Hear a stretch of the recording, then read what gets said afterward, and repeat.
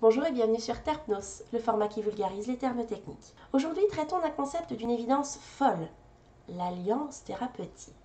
Aussi appelée relation d'aide ou counseling en anglais, l'alliance thérapeutique désigne l'accompagnement psychologique apporté par un professionnel médical ou paramédical à une personne confrontée à un état de détresse morale ou en recherche de soutien psychologique. Elle s'appuie sur les travaux de Carl Rogers et d'Abraham Maslow, psychologues humanistes américains.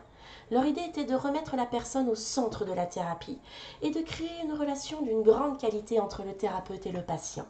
Quelle est l'utilité de l'alliance thérapeutique? En insistant sur l'empathie, la congruence, donc le fait d'être adapté, et la considération positive inconditionnelle, le fait d'accepter totalement et inconditionnellement le patient dans sa perception à lui-même dans le présent, le thérapeute s'offre une porte d'accès sur les motivations du sujet et crée naturellement et avec le moins de résistance possible une forme de confiance nécessaire pour une meilleure prise en charge.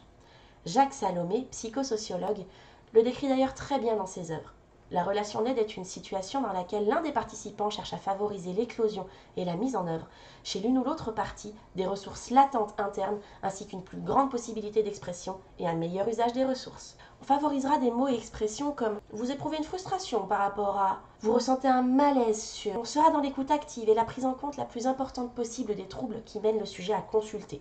Si du côté du professionnel, il est évident que cette démarche doit être naturelle pour être réellement sérieuse et efficace, il faut aussi comprendre que c'est, comme son nom l'indique, une alliance. Rien ne peut marcher si la démarche n'est pas réciproque.